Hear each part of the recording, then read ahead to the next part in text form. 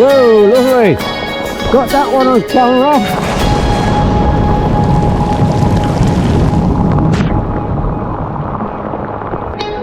Moving on from day one and our stunning Hander trip, our very experienced group met us that evening, and in episode 2 today we'll paddle the formidable Cape Wrath both ways. Tide races, stunning cliffs, amazing scenery and wildlife,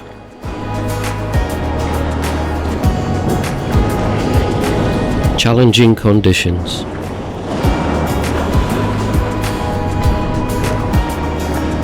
This amazing episode has it all. An extremely committing multi-day trip along this remote coastline required a small, rock-solid group of very experienced kayakers.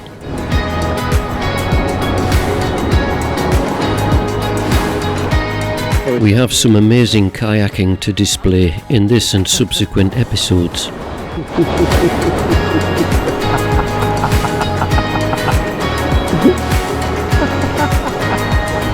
look at that one! Woo-hoo! It's like a cauldron in there now.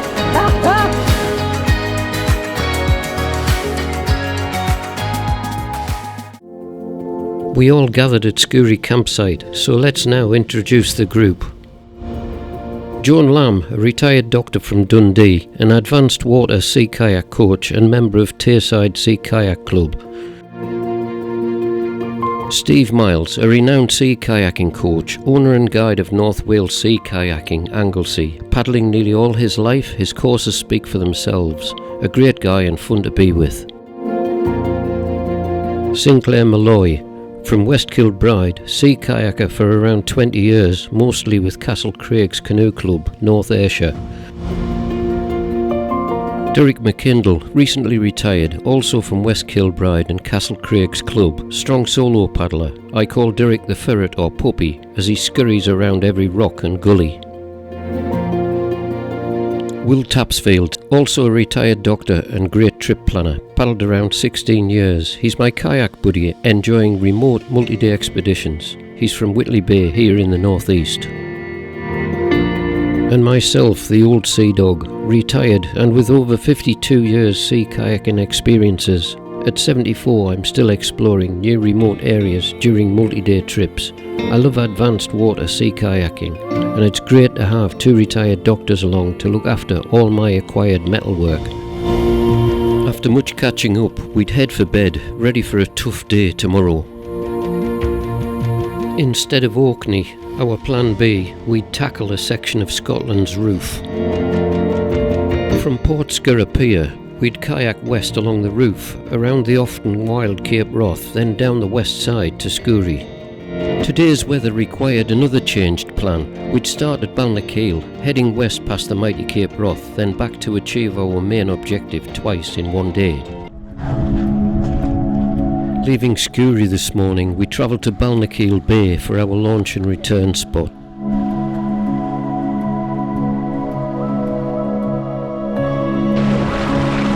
It's worth noting that the entire Cape Wrath area we are kayaking today is a live military exercise area, bombing range and firing range, so be sure to check you are safe to enter.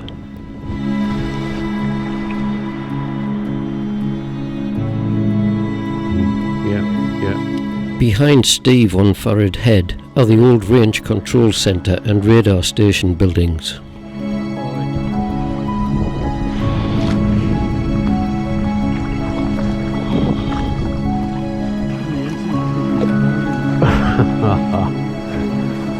I don't think it's the way to go, really. Immediately across the bay, the fun begins.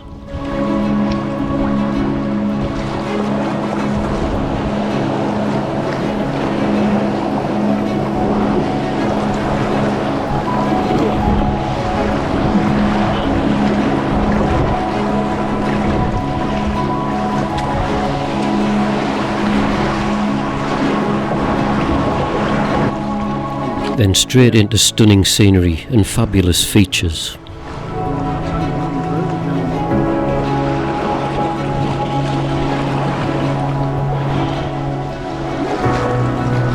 fantastic arches and guillows. That's lovely, that.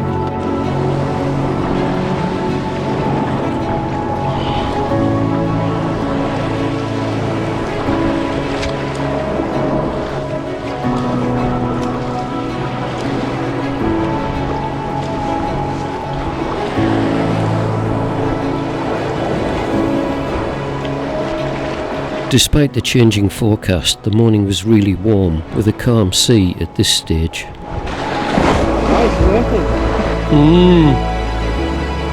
So warm.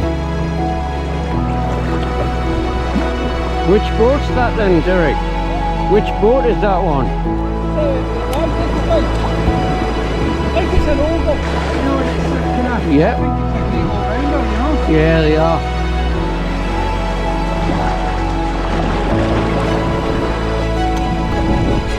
And I do think that after all this,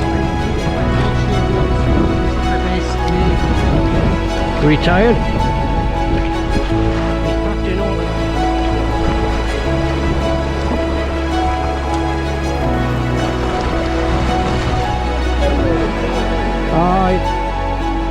A huge sense of remoteness behind the cliffs and superb waterfall.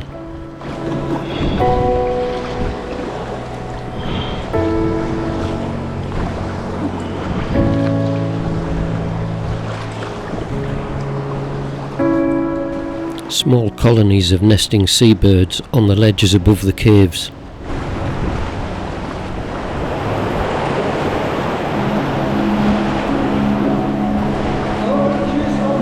Woo! Oh, that's nice, isn't it? That's lovely. You can go up that one, Will.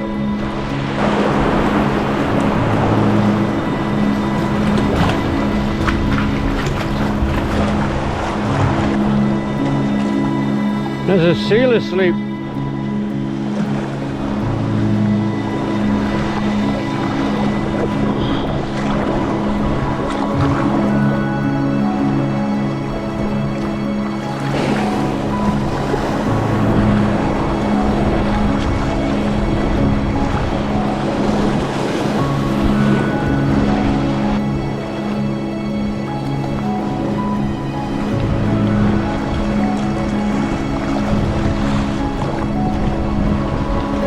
What's left of Eilean Island after successive years of aerial bombing practice.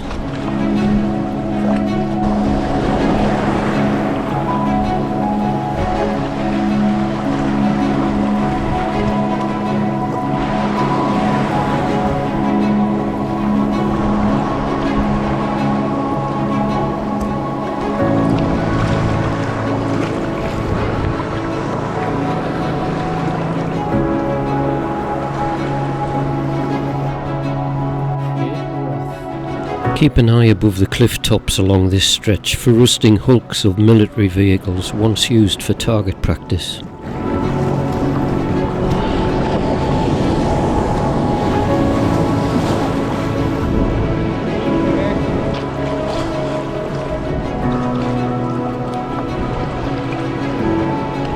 More arches and caves.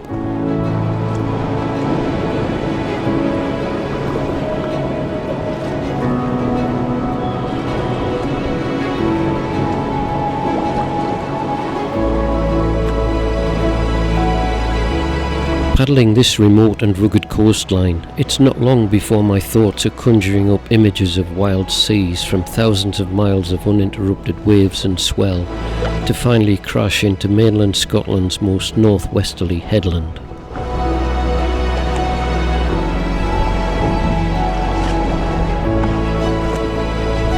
We make our way between great rock slabs beneath magnificent sea cliffs.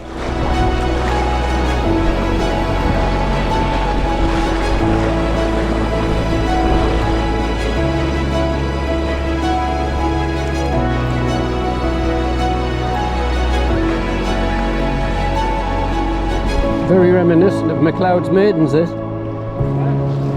On Skye. The sea cliffs of Clo Mo'r are the highest sea cliffs on the British mainland at 922 feet, that's 281 metres.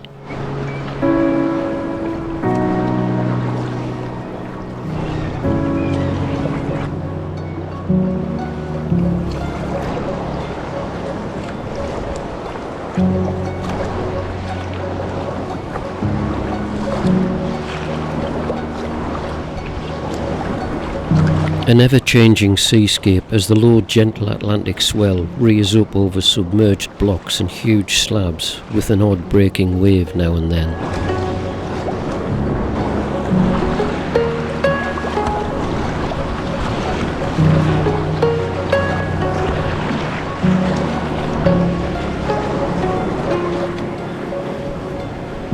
The dramatic sea stacks take on totally different shapes when viewed from different angles, like this one on the point near Kearvaig Bay.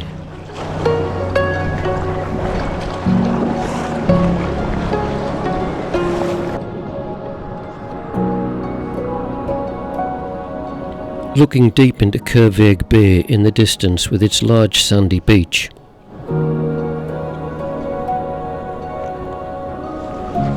Be aware, this is the only viable landing spot 8 miles west from our start point at Balnakeil, and nothing more until we round Cape Wrath at Sandwood Bay, another 9 miles distant. Both of these bays are open to huge swells with big surf and associated tidal rips running along the beaches, and there's evidence of this later in this video.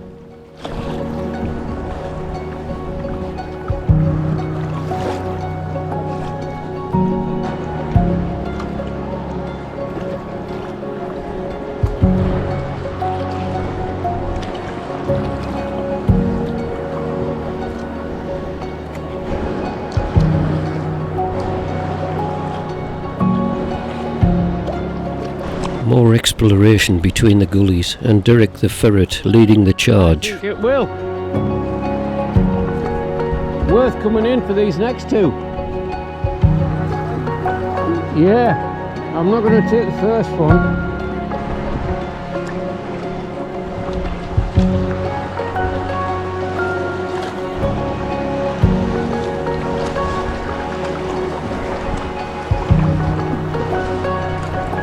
This was a nice little tantalising arch and gully, but it did have a sting in its tail. Well, hello!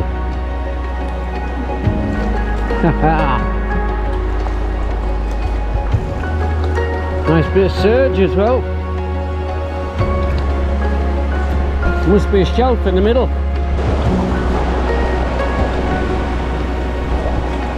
Doable, Derek.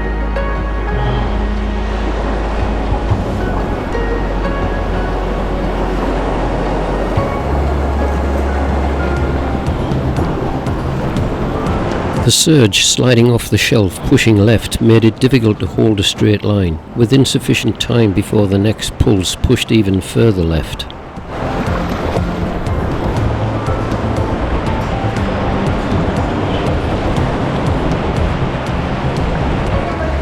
I'm going to the face here. Yeah, pulled it that way, didn't it? Whoa, whoa, whoa, whoa, whoa. You little tinker. Yeah, it's sucking back to that side. Yeah.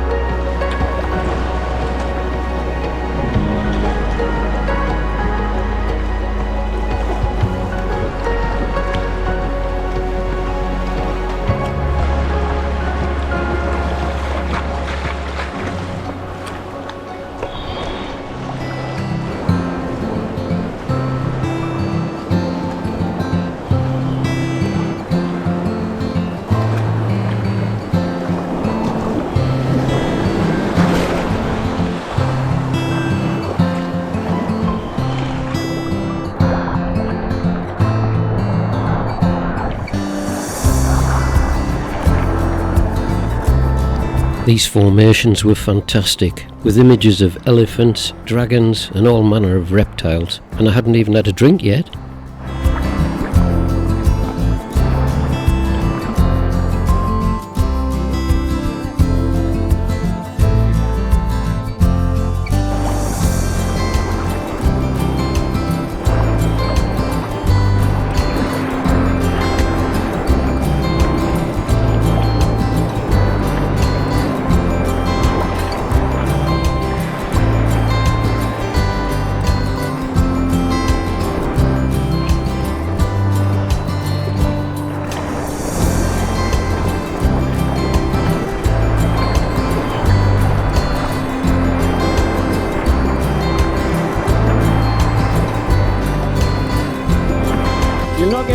careful unless your timing's absolutely bang on. This area marks the most northwestern point of Cape Wrath, and its lighthouse and foghorn perched high above us, and amazing arches and tunnels with fabulous rock strata.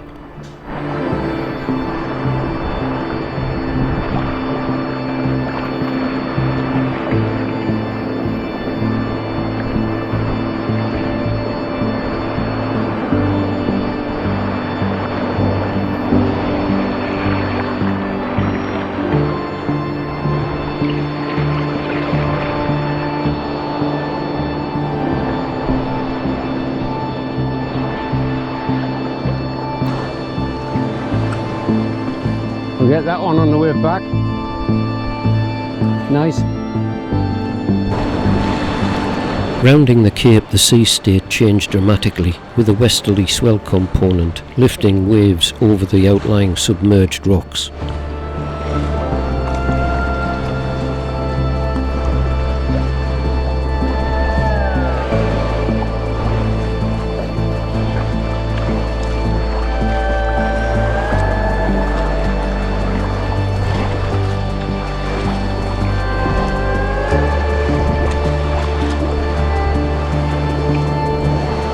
Yet still more gullies to explore.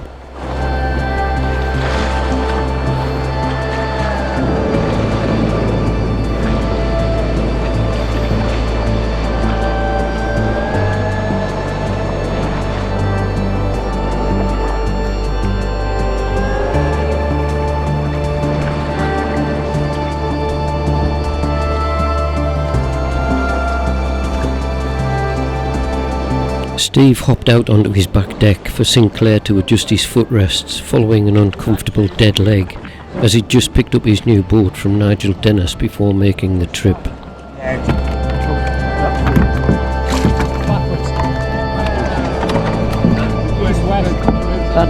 That's Will's other left.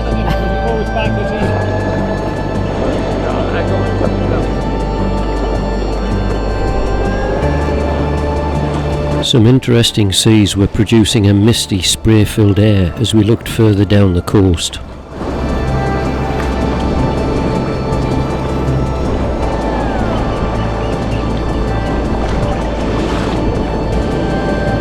The sea state had really livened up at this point.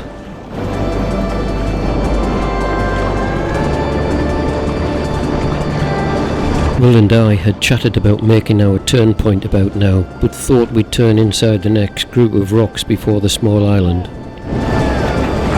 I'm gonna go through this next gap, go around it, yeah?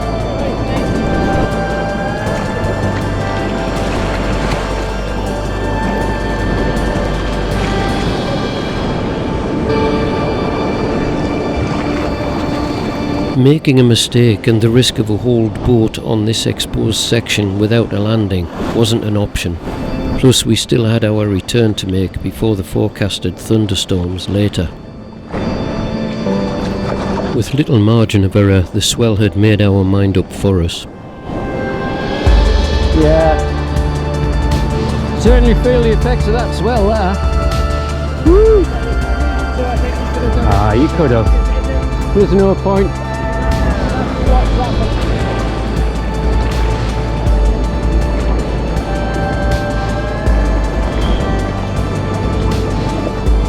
That sky's starting to look evil now as well. Sky looking a bit more thundery that was forecast. You can feel that ebb stream now as well. It's totally different out here. Views of the lighthouse and foghorn built by Robert Stevenson in 1828. Yeah, that bit stream's just dampening any westerly swell now, isn't it? Just taking it off.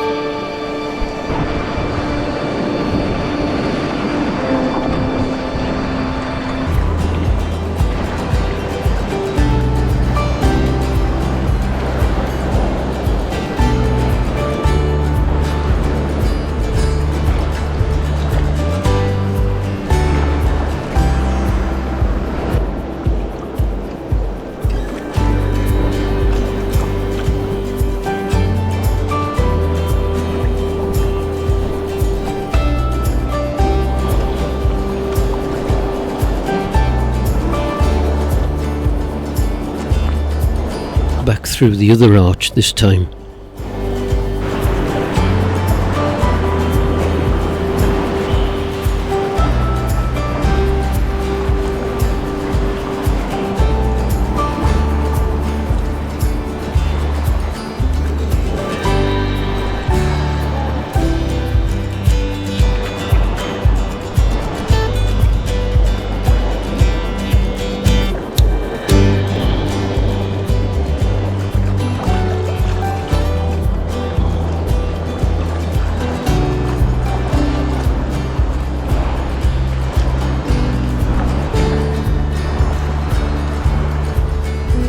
We retraced our earlier route back through the gullies and arches along the way, with a slightly lower tide height now.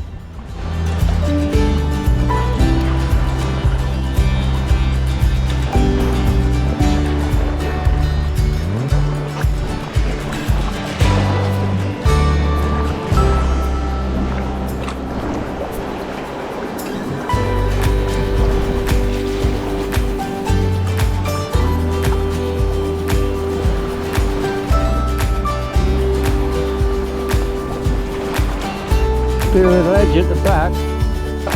That's alright. The previously tricky little gully proved much easier with the lower tide height.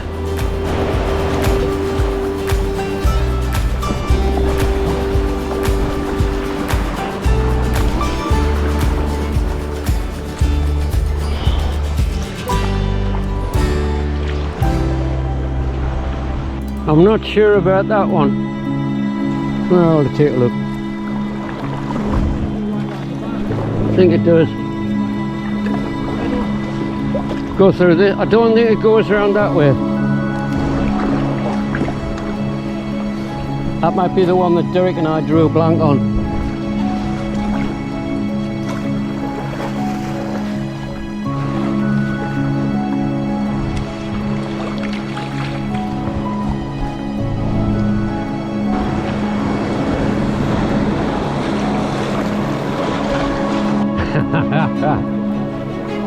Yeah.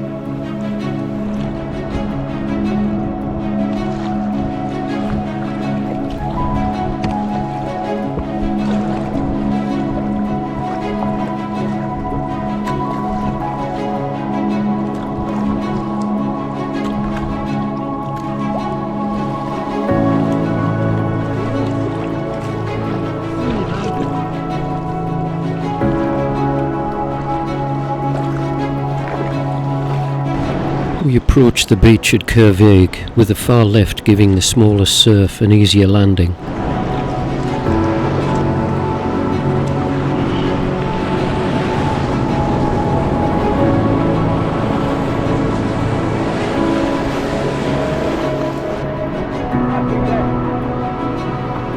The beach looks really stunning, however with closer inspection there's clear evidence of strong tidal rips across the beach, with the deep scoured trenches and large sandbar extending nearly the full width. This place could be a real handful while landing in big surf from the large waves that pummel this coastline.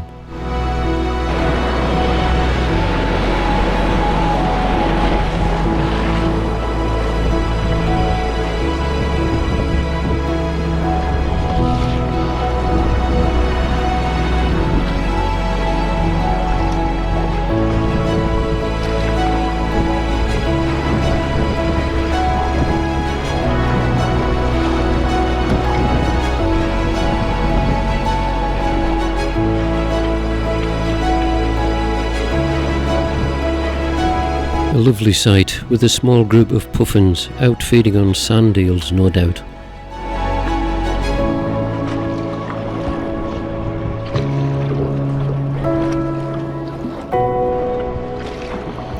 Clo Kearvaig, looking a totally different shape approaching from this side.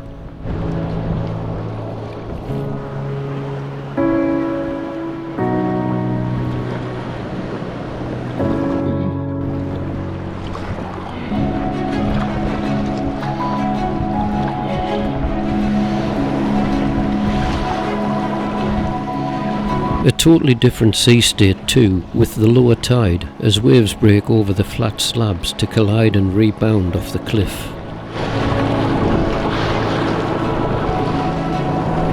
Lowering cloud and heavy rain again produce a totally different paddling atmosphere as the sea begins to take on a more sinister look and feel.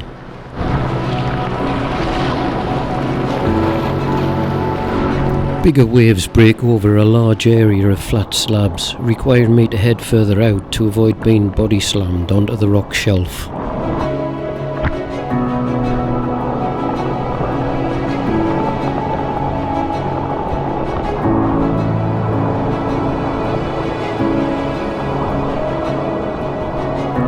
These angular slab cliffs looking even higher, approaching from this side, with the tiny kayaks rounding the stack.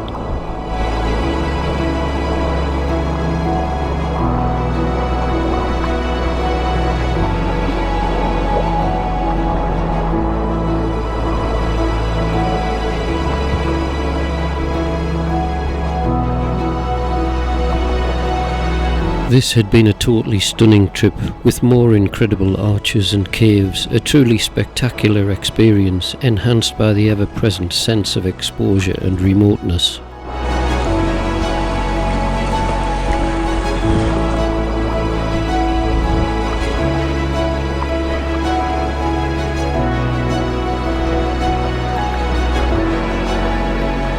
More amazing views of the majestic cliffs of Clo Mo'r.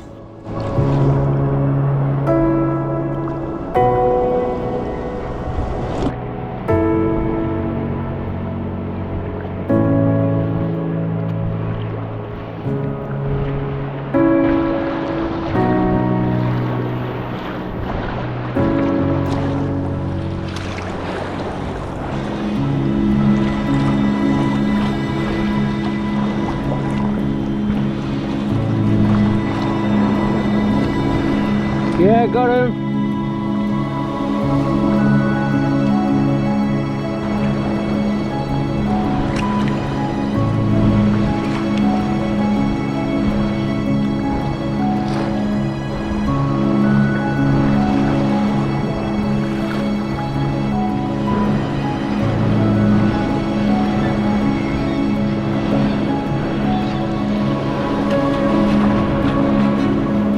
More interesting sea conditions as we round the point in the reflected waves.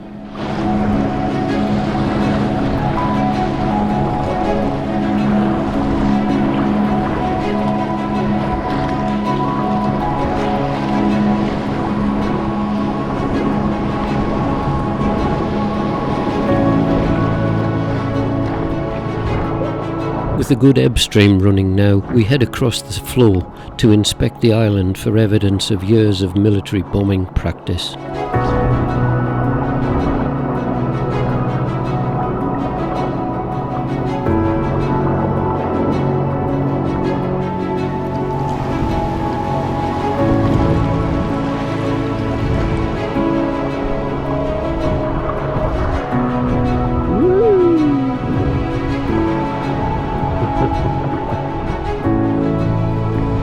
And yes, there were lots of clear impact and blast marks where the rock had been removed.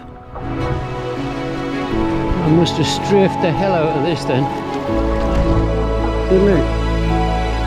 Some of them, it's as though you can see the blast marks.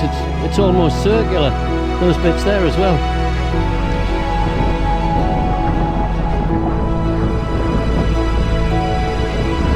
A good stream running, with waves picking the boats up for a wee run.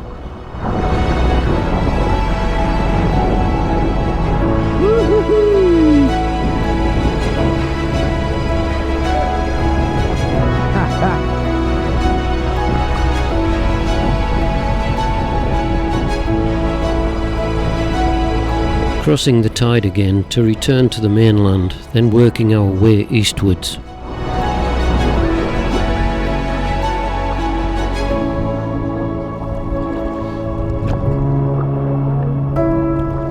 Ominous dark clouds marking the arrival of the predicted thunder and lightning storms and torrential rain.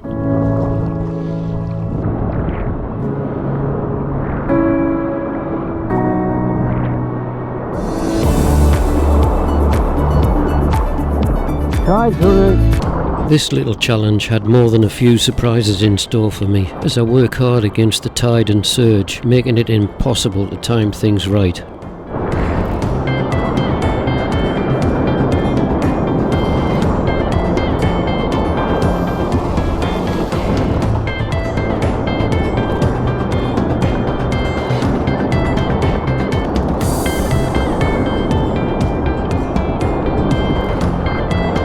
So the only option left was to just boot it.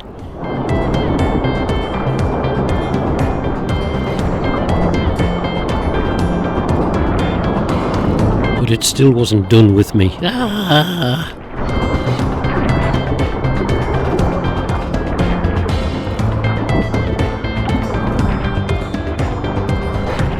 Bit of tide in there. Well, I'm pleased the others found it funny.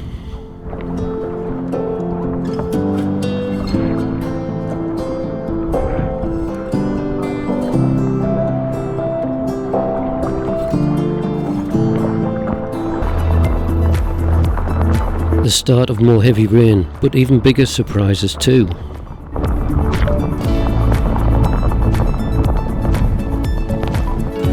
Oh, it was. Whoa, lovely. Got that one on camera.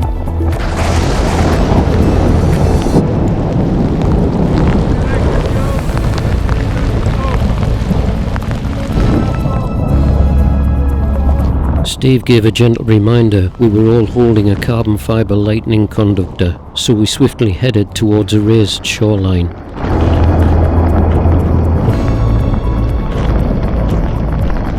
The lightning quickly passed, heading out to sea.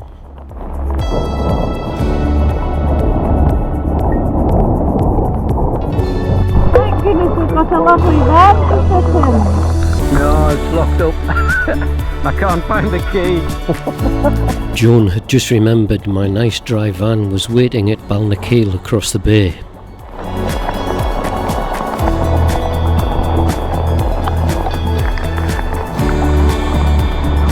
What a splendid trip of total contrasts this had been, an absolute stunner of a day.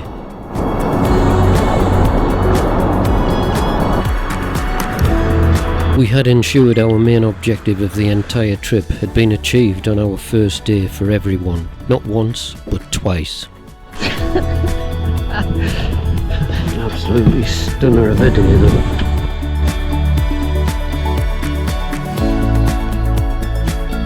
This iconic trip has got to be up there with some of the best, especially the contrast of exceptional atmospheric and sea conditions.